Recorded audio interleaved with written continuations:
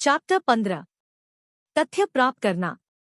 हालांकि एक फंड होने में कई कमियां हैं मैनेजर, इसका फायदा यह है कि कंपनियां हमसे बात करेंगी अगर हम चाहें तो सप्ताह में कई बार। यह आश्चर्यजनक है कि आप कितना लोकप्रिय महसूस करते हैं जब पर्याप्त लोग चाहते हैं कि आप उनके स्टॉक के 10 लाख शेयर खरीदें। मुझे एक तट से दूसरे तट तक यात्रा करने का मौका मिलता है, एक के बाद एक अवसर मिलने का। अध्यक्ष, उपाध्यक्ष और विश्लेषक मुझे पूंजीगत व्यय, विस्तार योजनाओं, लागत में कटौती कार्यक्रमों और भविष्य के परिणामों के लिए प्रासंगिक किसी भी चीज के बारे में जानकारी देते हैं। साथ ही पोर्टफोलियो प्रबंधक जो कुछ भी सुनते हैं उसे आगे बढ़ाते हैं। और यदि मैं कंपनी का दौरा नहीं कर सकता तो कंपनी मेरे पास आएगी। दूसरी ओर, मैं ऐसी किसी भी उपयोगी चीज की कल्पना नहीं कर सकता जो शौकिया निवेशक को पता न चल सके। सभी प्रासंगिक तथ्य सामने आने का इंतजार है। पहले ऐसा नहीं होता था, लेकिन अब है। इन दिनों कंपनियों को अपने प्रोस्पेक्टस, अपनी तिमाही और अपनी वार्षिक रिपोर्ट में लगभग सब कुछ बताना आवश्यक होता है। उद्योग व्यापार संघ अपने प्रकाशनों में सामान्य उद्योग दृष्टिकोण पर रिपोर्ट करते हैं। कंपनियां भी आपको कंपनी का समाचार पत्र भेजकर प्रसन्न होती है। कभी कभी आप इन बातचीतपूर्ण हाइलाइट्स में उपयोगी जानकारी पा सकते हैं। मैं जानता हूं कि अफवाहें अभी भी सार्वजनिक सूचना से अधिक रोमांचक हैं। यही कारण है कि एक रेस्तरां में सुनी गई बातचीत का एक अंश गुडियर आगे बढ़ रहा है गुडियर के अपने साहित्य की तुलना में अधिक महत्व रखता है। यह काम में पुराना दैवज्ञ नियम है, स्रोत जितना अधिक रहस्यमय होगा, सलाह उतनी ही अधिक प्रेरक होगी। जब लिखावट ही सब कुछ बता देती है तो निवेशक लगातार अपने कान खड़े कर लेते हैं। शायद अगर वे वार्षिक और त्रैमासिक रिपोर्टों पर वर्गीकृत मुहर लगाते या उन्हें सादे भूरे रंग के रैपर में मेल करते तो अधिक प्राप्तकर्ता उन्हें ब्राउज करते। जो आप वार्षिक रिपोर्ट से नहीं प्राप्त कर सकते हैं वह आप अपने ब्रोकर से पूछकर, कंपनी को कॉल करके, कंपनी का दौरा करके या कुछ जमीनी स्तर पर शोध करके प्राप्त कर सकते हैं, जिसे किकिंग टायर्स भी कहा जाता है। ब्रोकर से अधिकतम लाभ प्राप्त करना। यदि आप डिस्काउंट हाउस के बजाय पूर्ण सेवा ब्रोकरेज फर्म के माध्यम से स्टॉक खरीदते और बेचते हैं तो आप संभवतः कमीशन में प्रति शेयर 30 सेंट अतिरिक्त भुगतान कर रहे हैं। यह बहुत ज्यादा नहीं है, लेकिन क्रिसमस कार्ड और कंपनी के नवीनतम विचारों के अलावा इसकी कीमत भी कुछ होनी चाहिए। याद रखें, ब्रोकर को खरीद या बिक्री ऑर्डर भरने में केवल 4 सेकंड लगते हैं और उसे ऑर्डर डेस्क तक ले जाने में 15 सेकंड लगते हैं। कभी कभी यह काम कुरियर या धावक द्वारा संभाला जाता है। ऐसा क्यों है कि जो लोग तेल की जांच कराए बिना और खिड़कियां धुलवाए बिना फुल सर्विस पंप पर गैस के लिए भुगतान करने का सपना नहीं देखते हैं, वे फुल सर्विस ब्रोकर से कुछ भी नहीं मानते हैं। खैर, हो सकता है कि वे उसे सप्ताह में 1-2 बार फोन करके पूछे कि मेरे स्टॉक कैसे चल रहे हैं या बाजार कितना अच्छा है। लेकिन पोर्टफोलियो के मिनट दर मिनट मूल्य का पता लगाना निवेश अनुसंधान के रूप में नहीं गिना जाता है। मुझे एहसास है कि प्रतिकूल मूल्य उतार चढ़ाव के दौरान ब्रोकर अभिभावक व्यक्ति, बाजार भविष्यवक्ता और मानव ट्रैंक्विलाइजर के रूप में भी काम कर सकता है। इनमें से कोई भी वास्तव में आपको अच्छी कंपनियां चुनने में मदद नहीं करता है।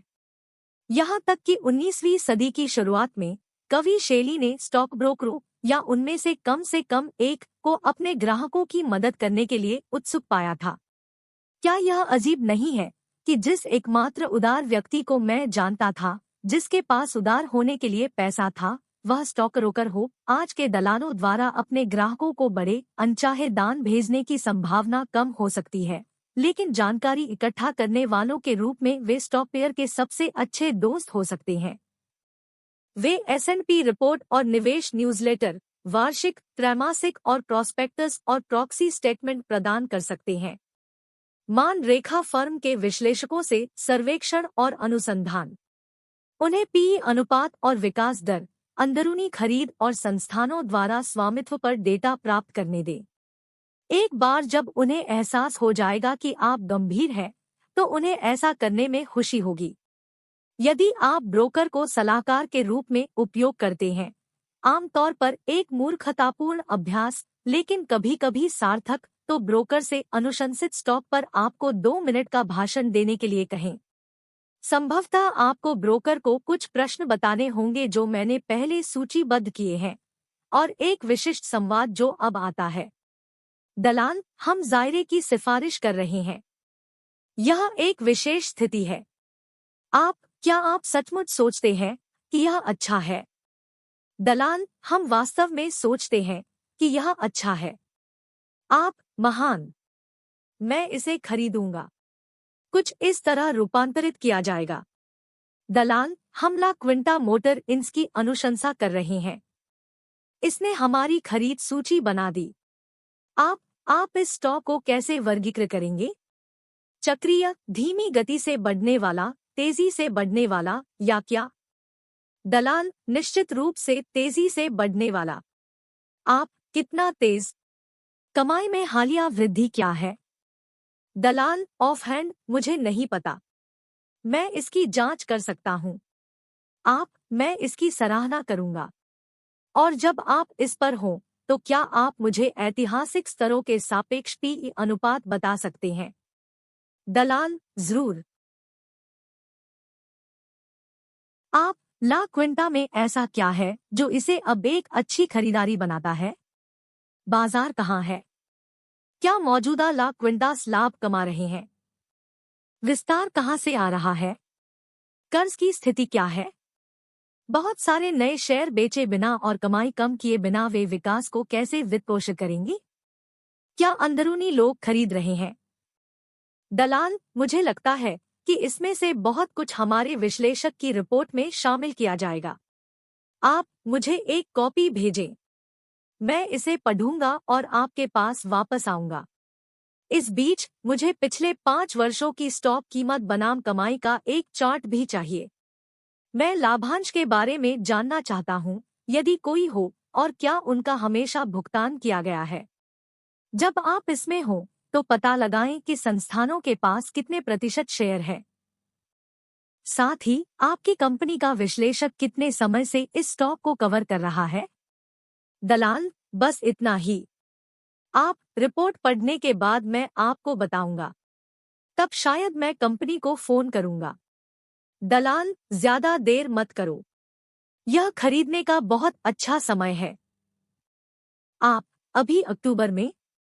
आप जानते हैं कि मार्क ट्वेन क्या कहते हैं? स्टॉक में सट्टा लगाने के लिए अक्टूबर विशेष रूप से खतरनाक महीनों में से एक है। अन्य है जुलाई, जनवरी, सितंबर, अप्रैल, नवंबर, मई, मार्च, जून, दिसंबर, अगस्त और फरवरी। कंपनी को कॉल करना। पेशेवर लोग हर समय कंपनियों को कॉल करते हैं, फिर भी शौकीन लोग इसके बारे में कभी नहीं सोचते। यदि आपके पास विशिष्ट प्रश्न है, तो निवेशक संबंध कार्यालय उत्तर पाने के लिए एक अच्छी जगह है। यह एक और काम है जो ब्रोकर कर सकता है, आपको फोन नंबर प्राप्त करना। कई कंपनियां टोपेका के 100 शेयरों के मालिक के साथ विचारों का आदान प्रदान करने के अवसर का स्वागत करेंगी। यदि यह एक छोटी पोशाक है, तो आप स्वयं को राष्ट्रपति से बात करते हुए पा सकते हैं। ऐसी अप्रत्याशित स्थिति में कि निवेशक संबंध आपको उदासीन रुख दिखाते हैं, आप उन्हें बता सकते हैं कि आपके पास 20,000 शेयर है और आप यह निर्णय लेने का प्रयास कर रहे हैं कि क्या आपको अपनी स्थिति दोगुनी करनी चाहिए। फिर लापरवाही से उल्लेख करें कि आपके शेयर सड़क के नाम पर रखे गए हैं। इससे चीजें गर्म होनी चाहिए। असल में मैं इसकी अनुशंसा नहीं कर रहा हूँ, लेकिन फाइबिंग एक ऐसी चीज है जिसके बारे में कुछ लोग सोचेंगे, और यहाँ आपके इसमें पकड़े जाने की संभावना शून्य है। कंपनी को 20,000 शेयरों के लिए आपकी बात माननी होगी, क्योंकि सड़क के नाम पर रखे गए शेयरों को ब्रोकरेज फर्मों द्वारा एक साथ जोड़ दिया जाता है और एक अविभाजित द्रव्यमान में संग्रहित किया जाता है। कंपनी को कॉल करने से पहले आपको अपने प्रश्न तैयार करने की सलाह दी जाती है, और आपको स्टॉक क्यों नीचे जा रहा है के साथ आगे बढ़ने की जरूरत नहीं है। यह पूछने पर कि स्टॉक क्यों नीचे जा रहा है तुरंत आपको एक नौसिखिया और गंभीर प्रतिक्रिया के अयोग्य करार देता है। ज्यादातर मामलों में कंपनी को पता ही नहीं चलता कि स्टॉक क्यों नीचे जा रहा है। कमाई एक अच्छा विषय है, लेकिन किसी कारण से कंपनी से यह पूछना उचित शिष्टाचार नहीं माना जाता है कि आप कितना कमाने जा रहे हैं। अजनबियों के लिए आपसे आपका वार्षिक वेतन पूछना उचित शिष्टाचार से कहीं अधिक है। प्रश्न का स्वीकृत रूप सूक्ष्म और अप्रत्यक्ष है। आगामी वर्ष के लिए आपकी कंपनी की आय का वॉल स्ट्रीट अनुमान क्या है? जैसा कि आप अब तक जानते हैं, भविष्य की कमाई की भविष्यवाणी करना कठिन है। यहाँ तक कि विश्लेषकों की भविष्यवाणियां भी अलग अलग होती है और कंपनियां खुद भी निश्चित नहीं हो पाती कि वे कितना कमाएंगी। प्रॉक्टर एंड गैम्बल के लोगों के पास एक बहुत अच्छा विचार है, क्योंकि वह कंपनी 100 अलग अलग ब्रांडों में 82 अलग अलग उत्पाद बनाती है और उन्हें 107 अलग अलग देशों में बेचती है, इसलिए सब कुछ बराबर हो जाता है। लेकिन रेनॉल्ड्स मेटल्स के लोग संभवतः आपको नहीं बता सकते, क्योंकि यह सब एल्यूमीनियम की कीमतों पर निर्भर करता है। यदि आप फेल्प्स डॉज से पूछेंगे कि वह अगले साल क्या कमाएगा, तो फेल्प्स डॉज पलटकर आपसे पूछेगा कि तांबे की कीमत क्या होने वाली है। निवेशक संबंधों से आप वास्तव में जो चाहते हैं वह यह है कि आप जो भी स्क्रिप्ट विकसित करने का प्रयास कर रहे हैं उस पर कंपनी की प्रतिक्रिया है। क्या इसका अर्थ बनता है? क्या यह काम कर रहा है? यदि आप आश्चर्य करते हैं कि क्या टैगामेट दवा स्मिथक्लाइन की किस्मत पर महत्वपूर्ण प्रभाव डालेगी, तो कंपनी आपको यह बता सकती है और वे आपको टैगामेट की बिक्री के नवीनतम आंकड़े भी दे सकते हैं। क्या वास्तव में गुडियर टायरों के ऑर्डर पर 2 महीने का बैकलॉग है और क्या टायर की कीमतें वास्तव में बढ़ गई हैं, जैसा कि आपने स्थानीय साक्ष्य से निष्कर्ष निकाला है? इस वर्ष कितने नए टैको बेल्स बनाए जा रहे हैं? बडवाइजर ने कितनी बाजार हिस्सेदारी जोड़ी है? क्या बेथलेहेम इस्पात संयंत्र पूरी क्षमता से चल रहे हैं? कंपनी का अपनी केबल टीवी संपत्तियों के बाजार मूल्य का अनुमान क्या है? यदि आपकी कहानी अच्छी तरह से परिभाषित है, तो आपको पता चल जाएगा कि किन बिंदुओं की जांच करनी है। बेहतर होगा कि आप ऐसे प्रश्न से शुरुआत करें जो दर्शाता हो कि आपने स्वयं कुछ शोध किया है, जैसे मैंने पिछली वार्षिक रिपोर्ट में देखा है कि आपने ऋण कम किया है। $500 मिलियन। आगे ऋण कटौती की क्या योजना है? इससे आपको यह पूछने की तुलना में अधिक गंभीर उत्तर मिलेगा, आप लोग कर्ज के बारे में क्या कर रहे हैं? भले ही आपके पास कोई स्क्रिप्ट न हो, आप 2 सामान्य प्रश्न पूछकर कुछ सीख सकते हैं। इस वर्ष क्या सकारात्मकताएं हैं और नकारात्मक बातें क्या हैं? शायद वे आपको जॉर्जिया के उस संयंत्र के बारे में बताएंगे जिसे पिछले साल $10 मिलियन का नुकसान हुआ था लेकिन अब बंद कर दिया गया है, या अनुत्पादक प्रभाग के बारे में जिसे नकदी के लिए बेचा जा रहा है। हो सकता है कि विकास दर को तेज करने के लिए कोई नया उत्पाद आ गया हो। 1987 में स्टर्लिंग ड्रग के निवेशक संबंध आपको बता सकते थे कि क्या एस्पिरिन के बारे में हालिया चिकित्सा समाचार ने बिक्री को बढ़ावा दिया था। नकारात्मक पक्ष पर आप सीखेंगे कि श्रम लागत में वृद्धि हुई है, कि एक प्रमुख उत्पाद की मांग कम हो गई है, कि व्यवसाय में एक नया प्रतियोगी है, या कि गिरते या बढ़ते डॉलर से मुनाफा कम हो रहा है। यदि यह एक कपड़ा निर्माता है जिसे आप संबोधित कर रहे हैं, तो शायद आपको पता चलेगा कि इस वर्ष की लाइन नहीं बिक रही है और इन्वेंट्री ढेर हो गई है। अंत में आप बातचीत का सारांश दे सकते हैं, 3 नकारात्मक, 4 सकारात्मक। ज्यादातर मामलों में आप कुछ ऐसा सुनेंगे जो उस बात की पुष्टि करता है जिस पर आपको संदेह था, खासकर यदि आप व्यवसाय को समझते हैं। लेकिन कभी कभार आप कुछ अप्रत्याशित सीखेंगे कि चीजें जितनी दिखाई देती हैं उससे या तो बेहतर है या बदतर। यदि आप स्टॉक खरीद या बेच रहे हैं तो अप्रत्याशित रूप से बहुत लाभदायक हो सकता है। अपने शोध के दौरान मुझे हर 10 में से 1 कॉल में कुछ न कुछ असामान्य मिला। अगर मैं उदास कंपनियों को बुला रहा हूं, तो 9 मामलों में विवरण पुष्टि करेगा कि कंपनियों को उदास होना चाहिए, लेकिन 10वें मामले में आशावाद का कुछ नया कारण होगा जिसे आमतौर पर नहीं माना जाता है। वही अनुपात उन कंपनियों के लिए लागू होता है, लेकिन इसके विपरीत जो कथित तौर पर अच्छी स्थिति में है। यदि मैं 100 कॉल करता हूं, तो मुझे 10 आश्चर्यजनक स्थितियां मिलती हैं, या यदि मैं 1000 कॉल करता हूं तो 100। चिंता मत करो। यदि आपके पास 1000 कंपनियां नहीं हैं, तो आपको 1000 कॉल करने की आवश्यकता नहीं है। क्या आप इस पर विश्वास कर सकते हैं? अधिकांशतः कंपनियां निवेशकों के साथ अपनी बातचीत में ईमानदार और स्पष्टवादी होती है। वे सभी जानते हैं कि अगली तिमाही रिपोर्ट में देरसवेर सच्चाई सामने आने वाली है, इसलिए चीजों को जिस तरह से वे कभी-कभी वाशिंगटन में करते हैं, उसे छिपाने से कुछ हासिल नहीं होने वाला है। हजारों कॉरपोरेट प्रतिनिधियों को कहानी का अपना पक्ष सुनाते हुए मेरे सभी वर्षों में व्यवसाय जितना भयानक हो सकता था, मुझे केवल कुछ उदाहरण याद है जब मुझे जानबूझकर गुमराह किया गया था। इसलिए जब आप निवेशक संबंध कहते हैं, तो आप पूरा विश्वास रख सकते हैं कि जो तथ्य आप सुन रहे हैं वे सही हैं। हालांकि विशेषण व्यापक रूप से भिन्न होंगे। विभिन्न प्रकार की कंपनियों के पास एक ही दृश्य का वर्णन करने के अलग अलग तरीके होते हैं। कपड़ा ले लो। कपड़ा कंपनियां 19वीं सदी से अस्तित्व में हैं। जेपी स्टीवंस की शुरुआत 1899 में हुई। वेस्ट पॉइंट पेपरेल की 1866 में हुई। ये अमेरिकी क्रांति की बेटियों के कॉरपोरेट समकक्ष हैं। जब आप 6 युद्धों, 10 तेजी, 15 मंदी और 30 मंदी से गुजर चुके होते हैं, तो आप किसी भी नई चीज से उत्साहित नहीं होते हैं। आप विपरीत परिस्थितियों को भी आसानी से स्वीकार करने के लिए काफी मजबूत हैं। कपड़ा क्षेत्र में निवेशक संबंध रखने वाले लोगों ने इस पुरानिरक्षक रवैये को पर्याप्त रूप से अपना लिया है कि जब व्यापार बहुत बढ़िया होता है तो वे उत्साहहीन लगने लगते हैं, और जब व्यापार अच्छा होता है तो बिल्कुल निराश हो जाते हैं। और यदि व्यवसाय खराब है तो आप साक्षात्कारों की भावना से सोचेंगे कि अधिकारी अपने कार्यालयों की खिड़कियों के बाहर अपनी परकेल शीट से लटक रहे थे।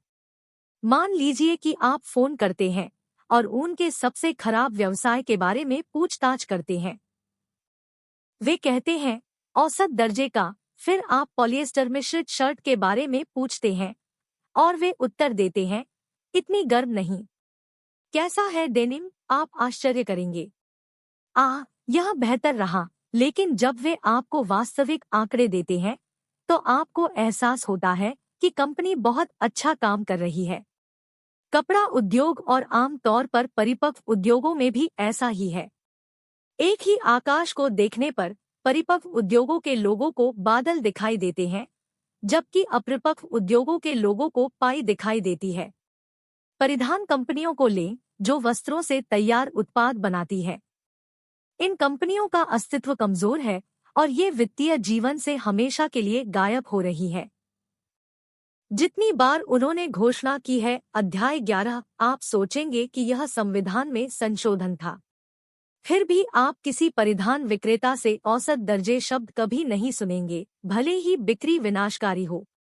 खुदरा विक्रेताओं के ब्लैक प्लेग के दौरान किसी परिधान विक्रेता से आपने जो सबसे बुरा सुना होगा वह यह होगा कि चीजें मूल रूप से ठीक थी, और जब चीजें मूल रूप से ठीक होती है तो आप सुनेंगे कि स्थिति शानदार, अविश्वसनीय, शानदार और इस दुनिया से बाहर है।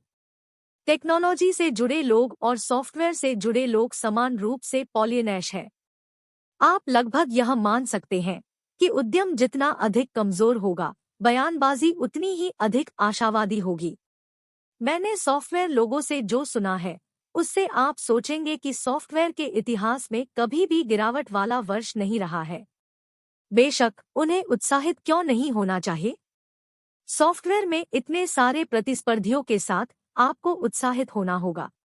यदि आप में आत्मविश्वास की कमी दिखाई देती है तो कोई अन्य मीठा बोलने वाला व्यक्ति जीत जाएगा। सभी अनुबंध।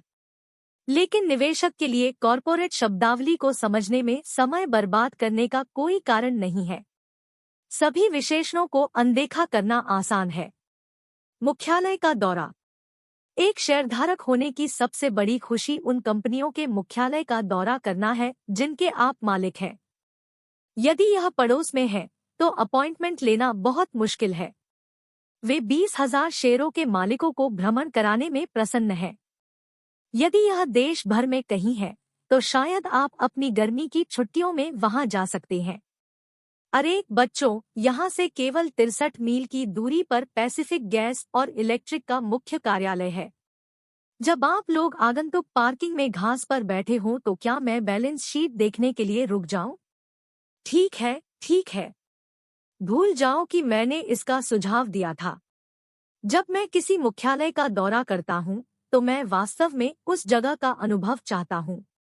तथ्य और आंकड़े फोन पर प्राप्त किए जा सकते हैं। जब मैंने देखा कि टैको बेल का मुख्यालय एक बॉलिंग एली के पीछे फंसा हुआ है, तो मुझे सकारात्मक भावनाएं मिली। जब मैंने उन अधिकारियों को उस गंभीर छोटे बंकर से बाहर काम करते देखा, तो मैं रोमांचित हो गया। जाहिर है वे कार्यालय के सौंदर्यीकरण पर पैसा बर्बाद नहीं कर रहे थे। वैसे पहली बात जो मैं पूछता हूँ वह है, आखिरी बार कोई फंड मैनेजर या विश्लेषक यहाँ कब आया था? यदि उत्तर 2 साल पहले, मुझे लगता है तो मैं बहुत खुश हूँ। वह था मेरिडियन बैंक का मामला। 22 साल की बढ़ी हुई कमाई, लाभांश बढ़ाने का एक शानदार रिकॉर्ड, और वे भूल गए थे कि एक विश्लेषक कैसा दिखता है। इस आशा के साथ मुख्यालय की तलाश करें कि यदि यह गेंदबाजी गली के पीछे नहीं फंसा है, तो यह किसी गंदे पड़ोस में स्थित होगा जहां वित्तीय विश्लेषक नहीं दिखना चाहेंगे। जिस ग्रीष्मकालीन प्रशिक्षु को मैंने पे बॉयस से मिलने भेजा था, मैनी, मो और जैक ने बताया कि फिलाडेल्फिया कैब ड्राइवर उसे वहां नहीं ले जाना चाहते थे। मैं उससे उतना ही प्रभावित हुआ जितना कि उसके द्वारा खोजी गई किसी भी अन्य चीज से। क्राउन, कॉर्क और सील में मैंने देखा कि राष्ट्रपति के कार्यालय में कैन लाइनों का सुंदर दृश्य था, फर्श फीका लिनोलियम था, और कार्यालय का फर्नीचर उस सामान की तुलना में जर्जर था जिस पर मैं सेना में बैठता था। अब सही प्राथमिकताओं वाली एक कंपनी है, और आप जानते हैं कि स्टॉक का क्या हुआ? पिछले 30 वर्षों में यह 280 गुना बढ़ गया है। भरपूर कमाई और सस्ता मुख्यालय एक बेहतरीन संयोजन है। तो आप सभी फैंसी तैयारी स्कूलों की तरह कनेक्टिकट पहाड़ी पर स्थित यूनिरॉयल से क्या समझते हैं? मैंने अनुमान लगाया कि यह एक बुरा संकेत था, और निश्चित रूप से कंपनी ढलान पर चली गई। अन्य बुरे संकेतों में बढ़िया प्राचीन फर्नीचर, ट्रॉम्पे लॉयल पर्दे और पॉलिश अखरोट की दीवारें शामिल है। मैंने कई कार्यालयों में ऐसा होते देखा है। जब वे रबर के पेड़ों को घर के अंदर लाते हैं, तो यह कमाई के लिए डरने का समय होता है। व्यक्तिगत रूप से निवेशक संबंध। मुख्यालय का दौरा करने से आपको एक या अधिक फ्रंट ऑफिस प्रतिनिधियों से मिलने का मौका भी मिलता है। किसी से मिलने का दूसरा तरीका वार्षिक बैठकों में भाग लेना है, औपचारिक सत्रों के लिए नहीं बल्कि अनौपचारिक समारोहों के लिए। इस पर निर्भर करते हुए कि आप इसके बारे में कितना गंभीर होना चाहते हैं, वार्षिक बैठक आपके लिए उपयोगी संपर्क विकसित करने का सबसे अच्छा मौका है। यह हमेशा इस तरह से नहीं होता है, लेकिन कभी-कभी मुझे किसी कॉरपोरेट प्रतिनिधि के बारे में कुछ ऐसा महसूस होता है जिससे मुझे कंपनी की संभावनाओं के बारे में एहसास होता है। जब मैं टंडन से मिलने गया, एक ऐसी कंपनी जिसे मैंने हॉट फ्लॉपी डिस्क उद्योग में होने के कारण पहले ही खारिज कर दिया था, तो निवेशक संबंध व्यक्ति के साथ मेरी एक दिलचस्प मुलाकात हुई। वह किसी भी अन्य निवेशक संबंध व्यक्ति की तरह ही विनम्र, अच्छी तरह से साफ सुथरा और अच्छा बोलने वाला व्यक्ति था। हालांकि जब मैंने उन्हें टंडन प्रॉक्सी स्टेटमेंट में देखा, अन्य बातों के अलावा, प्रॉक्सी स्टेटमेंट आपको बताते हैं कि विभिन्न कॉरपोरेट अधिकारियों और निदेशकों के पास कितने शेयर हैं और उन लोगों को कितना भुगतान किया जाता है।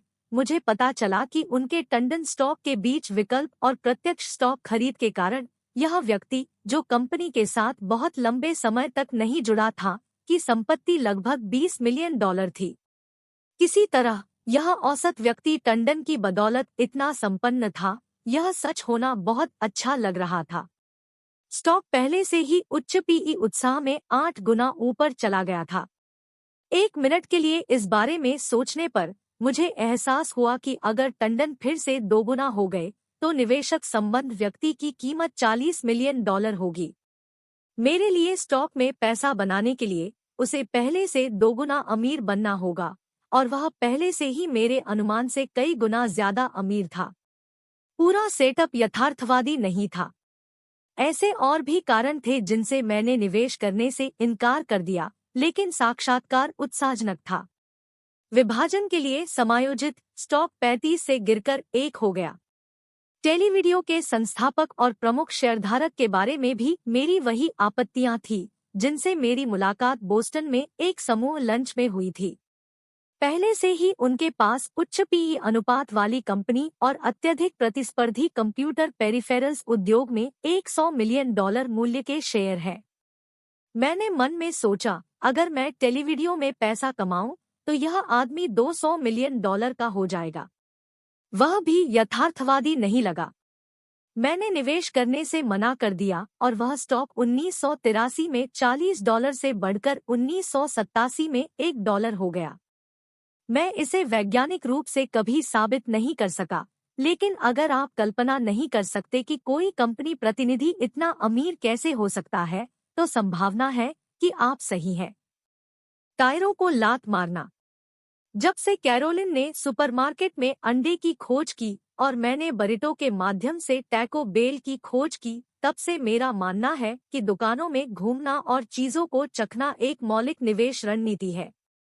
यह निश्चित रूप से प्रमुख प्रश्न पूछने का कोई विकल्प नहीं है, जैसा कि बिल्डर का मामला साबित करता है। लेकिन जब आप कोई कहानी विकसित कर रहे होते हैं, तो उसके व्यावहारिक अंत की जांच करने में सक्षम होना आश्वस्त करता है। मैंने पहले ही अपने मित्र पीटर डेरोइट से टॉयज आर अस के बारे में सुना था, लेकिन निकटतम स्थानीय आउटलेट की एक यात्रा ने मुझे आश्वस्त किया कि यह कंपनी खिलौने बेचना जानती है। यदि आपने ग्राहकों से पूछा कि क्या उन्हें वह स्थान पसंद आया, तो वे सभी कहते दिखे कि उन्होंने वापस आने की योजना बनाई है। ला क्विंटा खरीदने से पहले मैंने वे 3 रातें उनकी मोटर सराय में बिताईं। पिक एंड सेव खरीदने से पहले मैं कैलिफोर्निया में उनके एक स्टोर पर रुका और सस्ते दाम से प्रभावित हुआ। पिक एंड सेव की रणनीति बंद किए गए उत्पादों को नियमित वितरण चैनलों से बाहर ले जाना और उन्हें आगबिक्री कीमतों पर पेश करना था। मैं यह जानकारी निवेशक संबंधों से प्राप्त कर सकता था, लेकिन यह 79 सेंट प्रति बोतल के लिए ब्रांड नाम कोलोन देखने और ग्राहकों द्वारा उस पर आ करने जैसा नहीं था। एक वित्तीय विश्लेषक ने मुझे लस्सी डॉग फूड के लाखों डॉलर मूल्य के बारे में बताया होगा, जिसे कैंपबेल के कुत्ते खाद्य व्यवसाय से बाहर निकलने के बाद पिक एंड सेव ने कैंपबेल सूप से खरीदा था और उस पिक एंड सेव को तुरंत एक के लिए फिर से बेच दिया गया था। भारी मुनाफा। लेकिन लोगों को कुत्तों के भोजन से भरी गाड़ियों के साथ कतार में खड़ा देखकर आप इस बात का प्रमाण देख सकते हैं कि रणनीति काम कर रही थी। जब मैं कैलिफोर्निया में एक नए स्थान पर पेप बॉयज आउटलेट पर गया, तो वहां एक सेल्समैन ने मुझे लगभग टायरों का एक सेट बेच दिया। मैं केवल उस जगह को देखना चाहता था, लेकिन वह इतना उत्साही था कि मैंने हवाई जहाज से लगभग 4 नए टायर अपने साथ घर भेज दिए थे। वह एक विपथन हो सकता था, लेकिन मुझे लगा कि ऐसे कर्मियों के साथ पेप बॉयज कुछ भी बेच सकते हैं। निश्चित रूप से उनके पास है। जब एप्पल कंप्यूटर खराब हो गया और स्टॉक $60 से $15 तक गिर गया, तो मुझे आश्चर्य हुआ कि क्या कंपनी कभी अपनी कठिनाइयों से उबर पाएगी और क्या मुझे इसे एक बदलाव के रूप में मानना चाहिए। एप्पल की नई लिसा आकर्षक व्यवसाय बाजार में उसका प्रवेश पूरी तरह से विफल रही थी। लेकिन जब मेरी पत्नी ने मुझसे कहा कि उसे और बच्चों को घर के लिए दूसरे एप्पल की जरूरत है, और जब फिडेलिटी सिस्टम मैनेजर ने मुझे बताया कि फिडेलिटी कार्यालय के लिए 60 नए मैकिन्टोश खरीद रही है, तब मुझे पता चला कि एप्पल अभी भी घरेलू बाजार में लोकप्रिय था और यह व्यापार बाजार में नई पैठ बना रहा था। मैंने 10 लाख शेयर खरीदे और मुझे इसका कोई अफसोस नहीं है।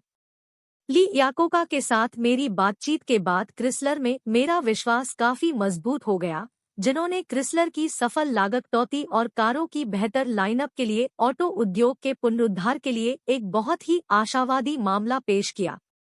मुख्यालय के बाहर मैंने देखा कि कार्यकारी पार्किंग स्थल आधा खाली था, जो प्रगति का एक और संकेत था। लेकिन मेरा असली उत्साह एक शोरूम में जाने और नए लेजर न्यूयॉर्कर और लेब्रॉन कन्वर्टिबल के अंदर और बाहर जाने में विकसित हुआ।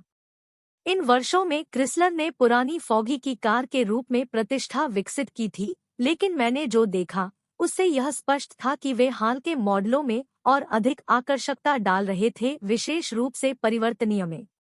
वह जिसे उन्होंने नियमित लेब्रॉन हार्डटॉप्स के शीर्ष को काटकर बनाया था। किसी तरह मैंने मिनीवैन को नजरअंदाज कर दिया, जो जल्द ही क्रिसलर का अब तक का सबसे सफल वाहन बन गया, और 1980 के दशक के एलेक्स को। लेकिन कम से कम मैं समझ सका कि कंपनी कुछ सही कर रही थी।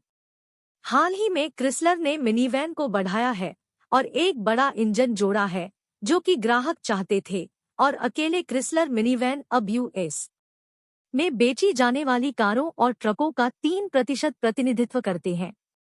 मैं अपने 11 साल के होते ही अपने लिए एक खरीद सकता हूं। पुराना एएमसी कॉनकॉर्ड पूरी तरह से जंग खा गया। यह आश्चर्यजनक है कि आप ski lodge, shopping centre, bowling alley या चर्च के पार्किंग स्थल में ऑटो उद्योग का कितना विश्लेषण कर सकते हैं। जब भी मैं किसी क्रिसलर मिनीवैन या फोर्ड टॉरस, फोर्ड अभी भी मेरी सबसे बड़ी होल्डिंग्स में से एक है, को ड्राइवर के साथ खड़ा देखता हूं, तो मैं घर आ जाता हूं और पूछता हूं, आपको यह कैसा लगा और कितने समय से आपके पास इसका स्वामित्व है और क्या आप इसकी सिफारिश करेंगे। अब तक उत्तर 100% सकारात्मक है, जो फोर्ड और क्रिसलर के लिए अच्छा संकेत है। इस बीच कैरोलिन दुकानों के अंदर द लिमिटेड ईयर एक इम्पोर्ट्स और मैकडॉनल्ड्स के नए सलाद पर विश्लेषण करने में व्यस्त है। देश जितना अधिक एकरूप होगा, उतनी ही अधिक संभावना होगी कि जो चीज एक शॉपिंग सेंटर में लोकप्रिय है, वह अन्य सभी शॉपिंग सेंटरों में भी लोकप्रिय होगी। उन सभी ब्रांड नामों और उत्पादों के बारे में सोचें जिनकी सफलता या विफलता का आपने सही अनुमान लगाया है। फिर मैंने ओशकोश बीगोश क्यों नहीं खरीदा, जबकि हमारे बच्चे उन अद्भुत ओशकोश बिब ओवरल में बड़े हुए हैं। मैंने रीबॉक में निवेश करने से खुद को क्यों रोक लिया, क्योंकि मेरी पत्नी की एक दोस्त ने शिकायत की थी कि जूतों से उसके पैरों में चोट लगी है। कल्पना कीजिए कि एक 5 बैगर छूट गया क्योंकि पड़ोसी ने स्नीकर्स की एक जोड़ी की खराब समीक्षा की। इस व्यवसाय में कुछ भी कभी भी आसान नहीं होता है। रिपोर्ट पढ़ना। इसमें कोई आश्चर्य की बात नहीं है कि इतनी सारी वार्षिक रिपोर्टें कूड़ेदान में क्यों चली जाती है। चमकदार पन्नों पर पाठ समझने योग्य हिस्सा है, और यह आम तौर पर बेकार है, और पीछे की संख्याएं समझ से बाहर हैं, और यह महत्वपूर्ण माना जाता है। लेकिन वार्षिक रिपोर्ट से कुछ ही मिनटों में कुछ निकालने का एक तरीका है, जो कि मैं अपना पूरा समय एक रिपोर्ट के साथ बिताता हूँ। फोर्ड की 1987 की वार्षिक रिपोर्ट पर विचार करें। इसमें लिंकन कॉन्टिनेंटल के पिछले हिस्से का एक अच्छा कवर शॉट है, जिसकी तस्वीर टॉम वोजनोव्स्की ने खींची है, और अंदर हेनरी फोर्ड द्वितीय को एक श्रद्धांजलि और उनके दादा हेनरी प्रथम के चित्र के सामने खड़े उनकी एक तस्वीर है। शेयरधारकों के लिए मैत्रीपूर्ण संदेश, कॉरपोरेट संस्कृति पर एक ग्रंथ, और इस तथ्य का उल्लेख कि फोर्ड ने पीटर रैबिट के निर्माता बीट्रिक्स पॉटर के कार्यों की एक प्रदर्शनी को प्रायोजित किया था। मैं उस सब को पार करता हूं और सीधे सस्ते कागज पर मुद्रित समेकित बैलेंस शीट की ओर मुड़ता हूं। रिपोर्ट का चार्ट देखें। यह वार्षिक और शायद सामान्य रूप से प्रकाशनों के साथ एक नियम है, कागज जितना सस्ता होगा, जानकारी उतनी अधिक मूल्यवान होगी। बैलेंस शीट में संपत्ति और फिर देनदारियों को सूचीबद्ध किया जाता है। यह मेरे लिए महत्वपूर्ण है। वर्तमान परिसंपत्तियों के रूप में चिह्नित शीर्ष कॉलम में मैंने देखा कि कंपनी के पास $5.672 बिलियन नकद और नकद वस्तुएं हैं, साथ ही $4.424 बिलियन की विपणन योग्य प्रतिभूतियां हैं। इन दोनों वस्तुओं को एक साथ जोड़ने पर मुझे कंपनी की वर्तमान समग्र नकद स्थिति मिलती है, जिसे मैं 10.1 बिलियन तक पूर्णांकित करता हूं। दाहिने हाथ के कॉलम में 1987 की नकदी की 1986 की नकदी से तुलना करने पर मैं देखता हूं कि फोर्ड अधिक से अधिक नकदी निकाल रहा है। यह समृद्धि का निश्चित संकेत है। फिर मैं बैलेंस शीट के दूसरे भाग पर जाता हूं। नीचे की प्रविष्टि में लिखा होता है दीर्घकालिक ऋण, यहाँ मैं देख रहा हूँ कि 1987 का दीर्घकालिक ऋण 1.75 बिलियन डॉलर है, जो पिछले वर्ष के दीर्घकालिक ऋण से काफी कम है। कर्ज में कमी समृद्धि का एक और संकेत है। जब ऋण के सापेक्ष नकदी बढ़ती है, तो यह एक बेहतर बैलेंस शीट है। जब यह दूसरी तरह से होता है, तो यह बिगड़ती बैलेंस शीट है। नकदी में से दीर्घकालिक ऋण घटाने पर मैं 8.35 बिलियन डॉलर पर पहुंचता हूं। फोर्ड की शुद्ध नकदी स्थिति। अकेले नकद और नकदी परिसंपत्तियां ऋण से 8.35 बिलियन डॉलर अधिक है। जब नकदी कर्ज से अधिक हो जाती है, तो यह बहुत अनुकूल होता है। चाहे कुछ भी हो जाए, फोर्ड व्यवसाय से बाहर नहीं जाने वाला है। आपने फोर्ड के 1.8 बिलियन डॉलर के अल्पकालिक ऋण पर ध्यान दिया होगा। मैं अपनी गणना में अल्पकालिक ऋण को नजरअंदाज करता हूँ। शुद्धतावादी इस बारे में जो चाहे चिंता कर सकते हैं, लेकिन मामले को अनावश्यक रूप से जटिल क्यों बनाते हैं? मैं बस यह मानता हूँ कि कंपनी की अन्य परिसंपत्तियां, इन्वेंटरी इत्यादि अल्पावधि को कवर करने के लिए पर्याप्त मूल्यवान है। ऋण और मैं इसे वहीं छोड़ता हूँ।